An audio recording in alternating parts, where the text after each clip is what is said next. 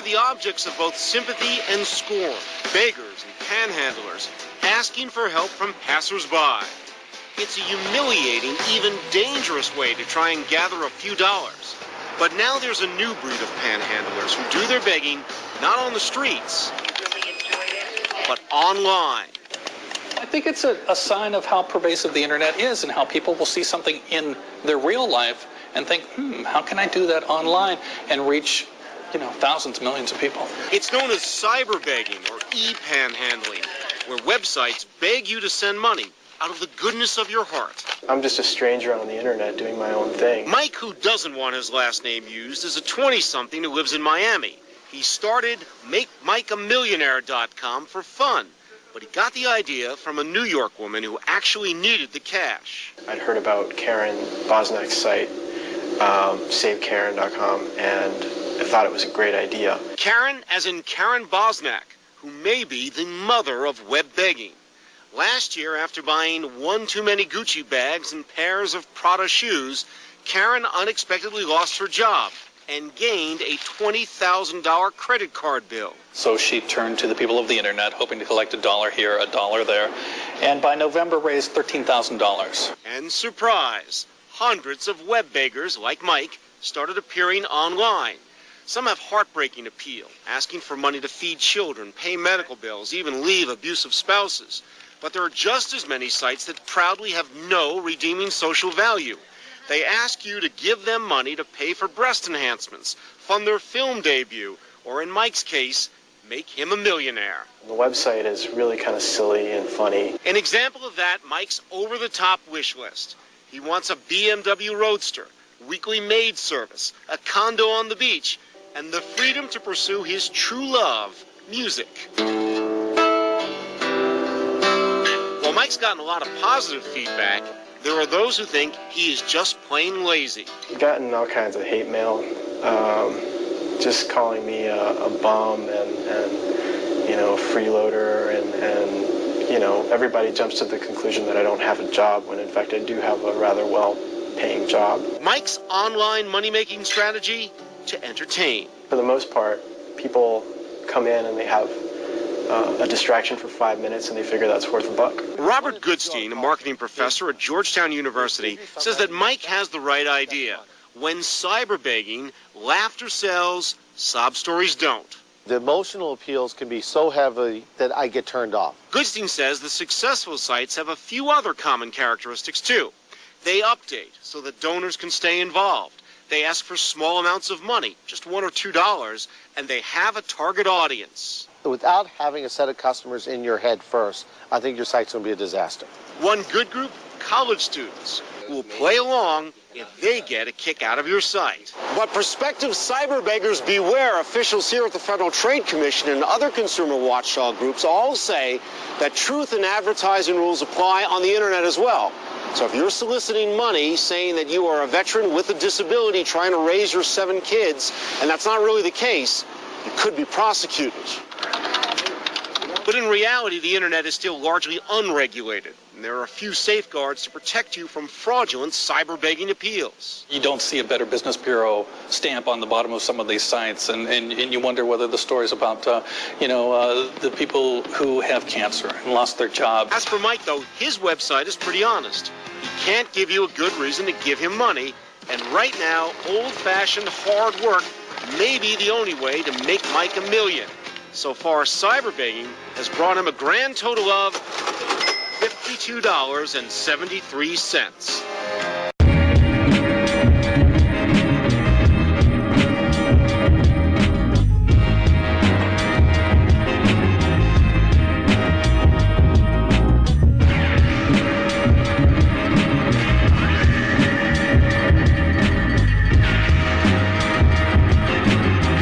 So, I'm sure you guys have probably gotten tired of hearing me talk about this guy, but it's like, this has been going on for like months now. Talking about who? Talking about what? So, I mean, you guys have definitely heard me talk about him. I'm talking about Mike Boudet from... Mike Boudoir. Bidet. Mike from... DeBooby? Mike DeBooby from Dave Bow Bow. from the Sword and Scale podcast. Basically, I used to listen to the show like a lot. I loved it when I first started listening. But like, you guys know me, I started to pick up on the fact that he was running a scam pretty fucking quick when I started listening to it, because Scam. I was listening through and I noticed that he had maybe like 2 sentences in each episode. Like maybe like it would be like a 20-minute interview of like this kid in an interrogation room, and then he would say a sentence and then cut to like a 20-minute news report about the case. Who does that? It's just him in a room interrogating a kid for 20 minutes. Yeah. Just like punching the kid in the face. Allegedly. So this guy... Who sent you?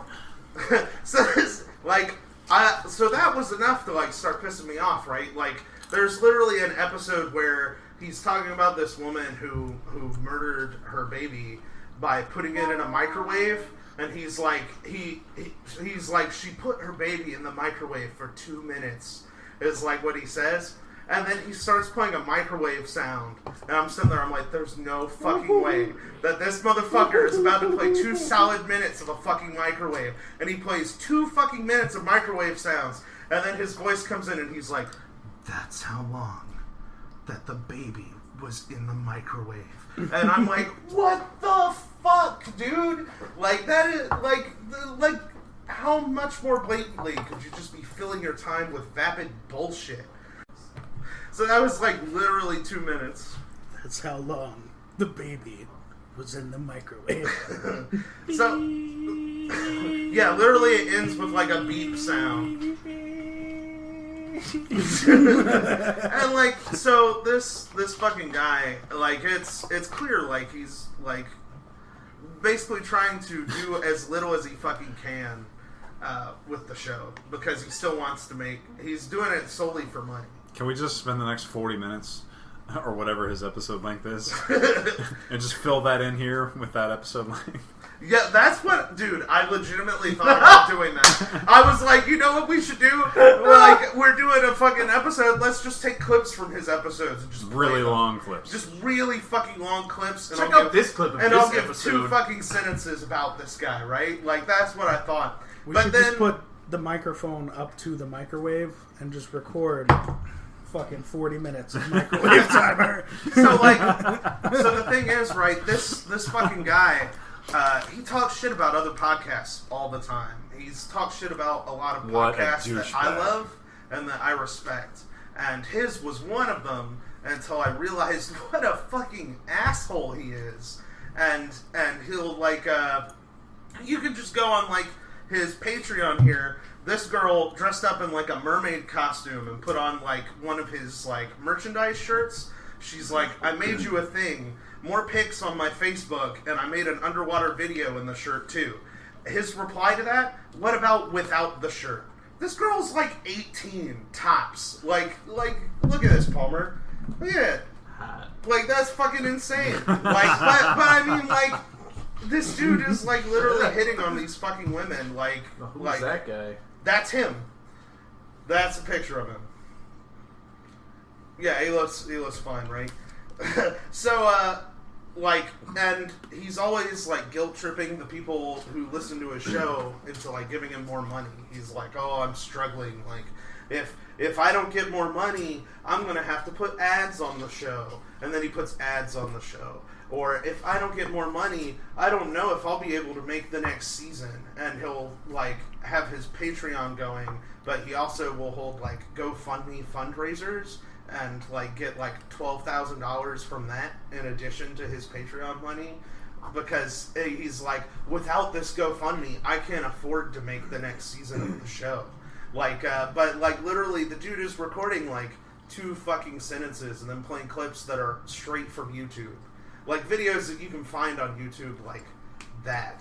Like, and he somehow is saying that, like, fucking, like, all this money is not enough for him to keep doing it. Puts out 2 episodes a month.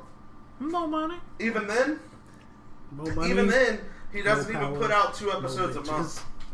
This guy makes $30,000 a month from his Patreon. Sign me up. 30 guys.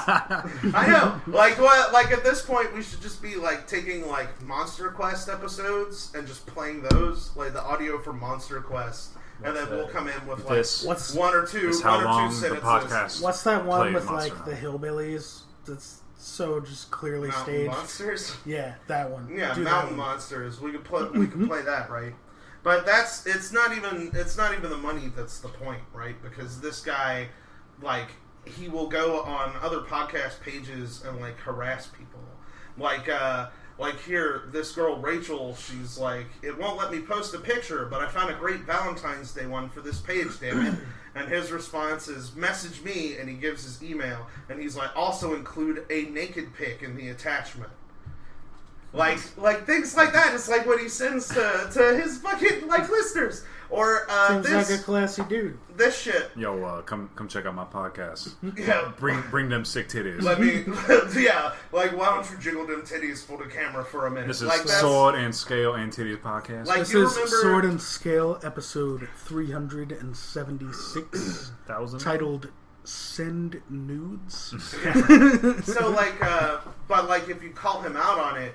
He's like, what? It was a joke. You guys have no sense of humor. I was just kidding. But what if she sent her titties, though, Mike? If she sent her titties, Mike, would it have been a joke? I don't fucking think so. And like, his Patreon here, he's like, if you answer that you no longer like the host due to something you read online, what a prick, right? Because you can't, like, research it yourself. He's like, where did you read this negative information?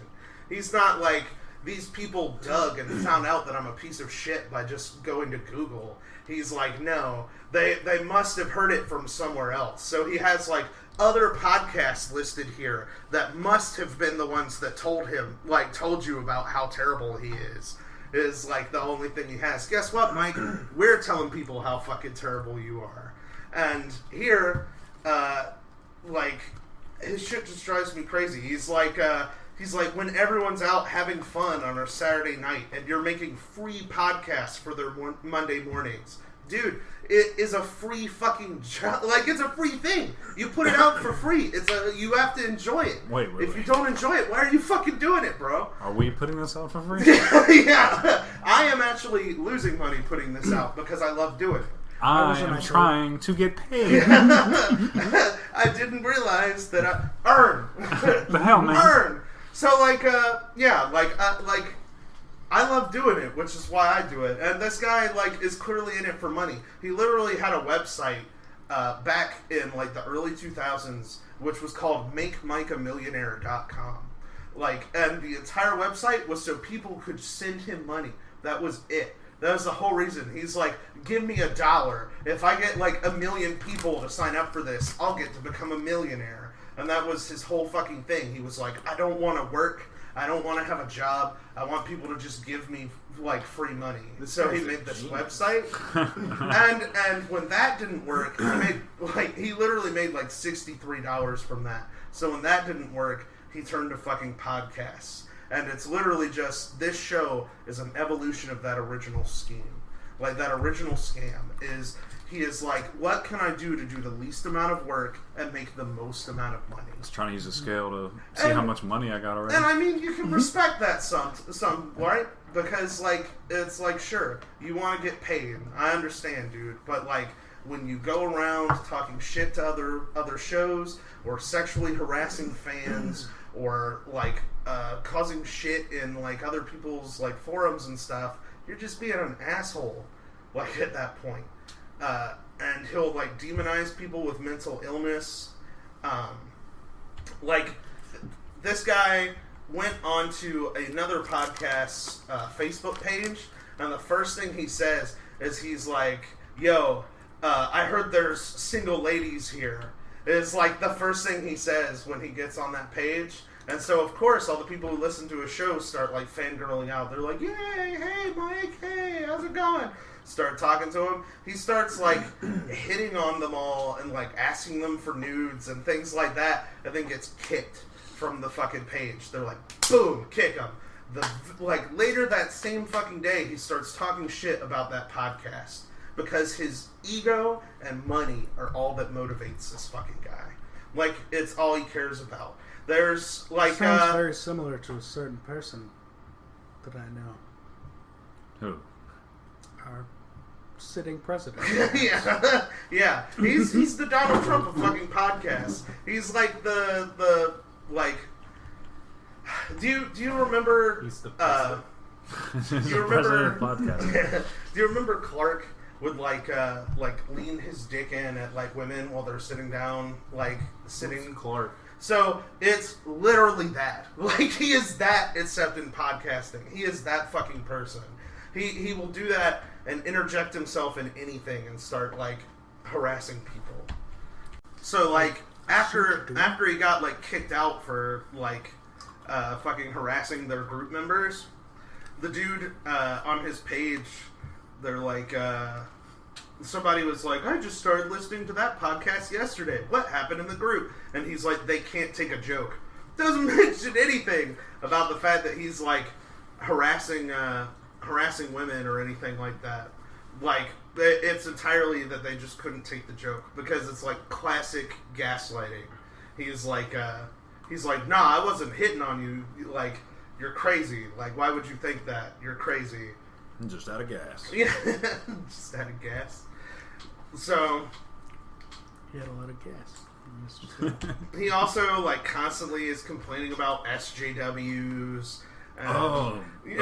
Those are like the best people. People who complain about that are like always super fucking cool. Social justice enrages me. You want to talk to someone like they're a human fucking being? You disgust me. I'm sure he bitches about political correctness all the time. Like here, this dude, And the Jews. This one dude, Josh, like after an episode aired that played a entire 911 call from his stepbrother, the entire 911 call where this kid is like obviously real fucked up, and he had played that entire 911 call without permission from the family, like without notifying them, without asking them for anything, and somehow this dude's brother heard it and got like real fucked up. It brought back everything that he had like felt back then. And so this dude... Do we have that clip? And so, do we have that clip? so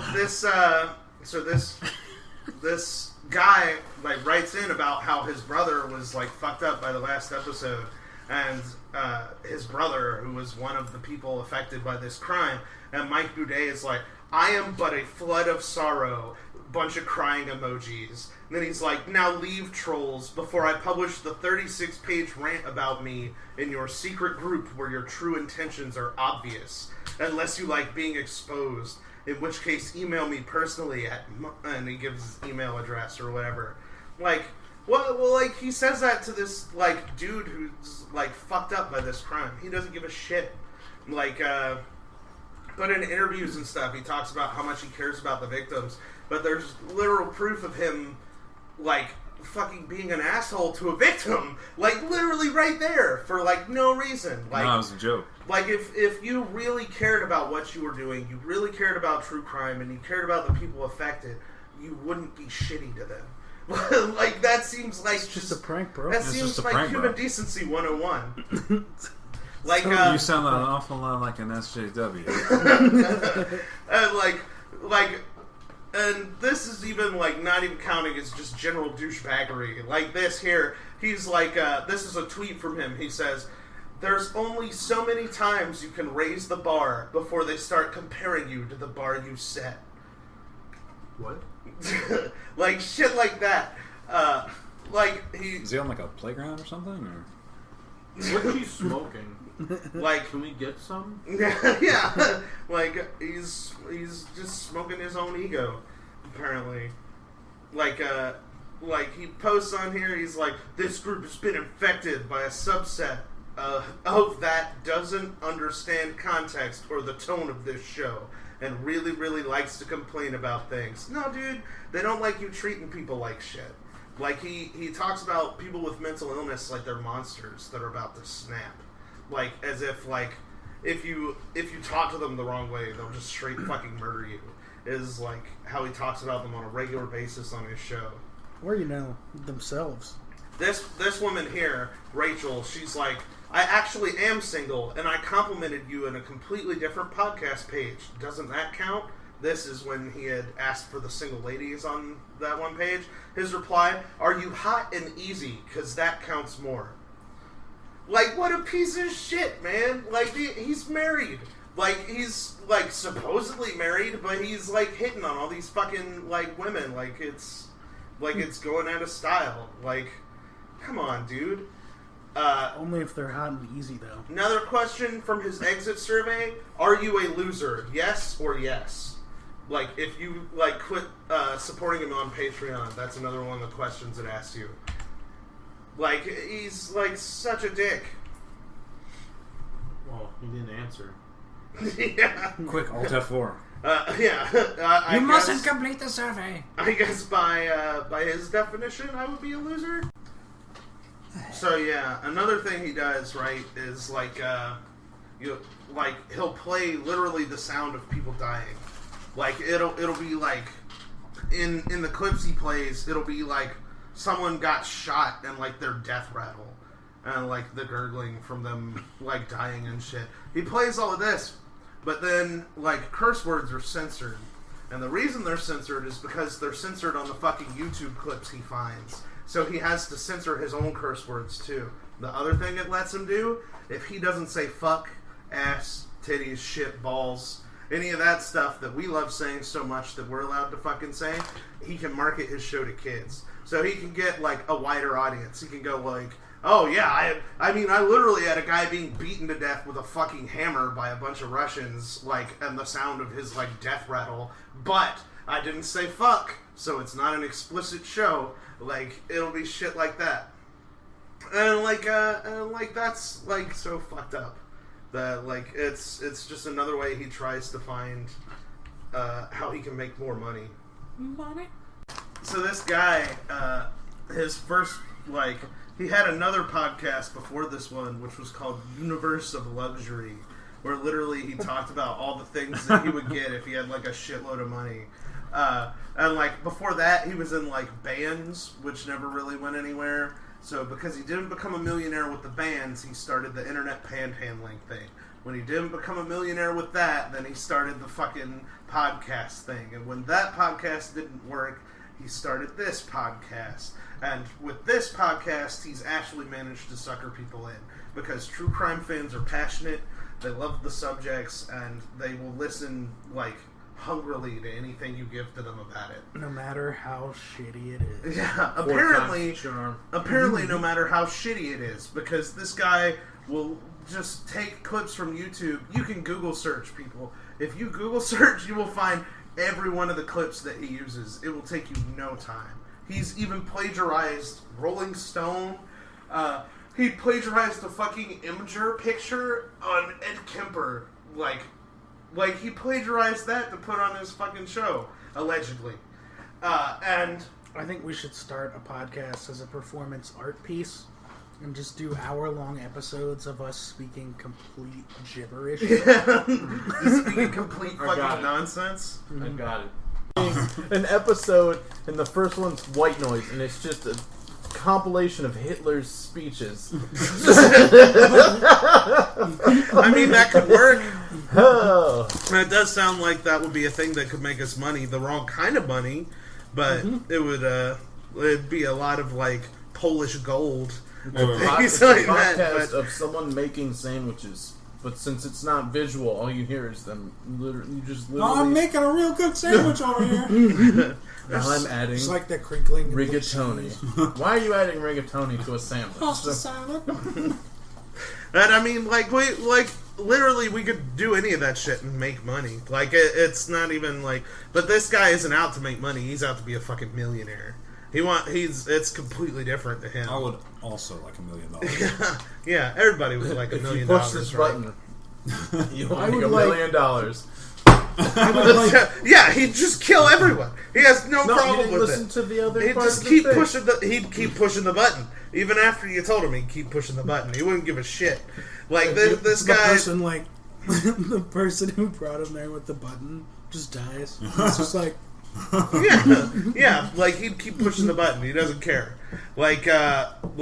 And he'll like shame his fans and stuff that they're not giving him enough money. Like this thing here, he's like, this is the last level of support we received during last year's September fundraiser. It basically means that 0.55% of all listeners have contributed at the $5 a month base level. It's a free podcast, bro. They don't have to give you $5 a fucking month for it, especially if you're only going to give them 2 fucking episodes. You people are sick in me. And like what made me even more mad is like he gets like $30,000 was the last thing that people saw. $30,000 a month, and he's constantly asking for money, like the fucking Catholic Church. Like he's just no fucking good with money. Like is he paying like alimony to like exes or something? Like where's all his fucking money going? He's like, I spent $1,200 on website hosting for like Sword and Scale, but it's like, dude, there's no fucking way. Our website is what, $3? $3 a month is what we pay for our website. Sounds right. Yeah, so like $3, $3 for the website, like $20 to host the podcast episodes, and then we bought the equipment to begin with. And, like, I spend probably $45 every 2 weeks on weed. Like, that is the cost of making our show. That's what, like, $60, $70? Like, where's he getting, where's your $30,000 going, bro? Like, what are you doing with that money? And like, chicken wings. Instead, he just, like, shames all his fans. So, like, but when I was looking into it, he also had another get-rich scheme going, which is he started fucking, like, he bought a whole bunch of domain names. And this one didn't have, like, originally, this page didn't have, like, any confirmable information on whether it was him or not. But I cross-referenced it with another page that did, which said that the same person that owns these websites also owns swordandscale.com and fucking that luxury.com, universe of luxury or whatever his nonsense is. So here's a few of his fun little websites that he has. I have blackgirlgivinghead.com, girlrevenge.net, gaydickdorm.com, ebonypornforfree.com, realitykingspictures.com. That sounds really official. blackgirllongirlsex.com.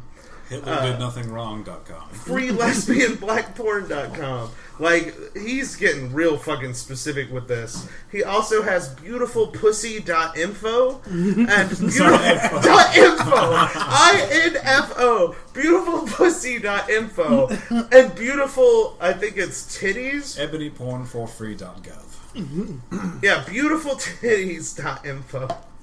And then he's got hotteenmom.com, teensbang.org, that's an organization, mofospassword.org, blackgirlanal.com. This guy, like, I mean, come on, man. Is seriously. teensbang.org some kind of charity? Like, I don't know. It's some kind of charity. The best part is Mike has all these on bookmark. Yeah, I have them all right here. Personally been to each and every one of these. You can click each and every one of them, probably. I don't fucking know. I'm sure it is. Okay.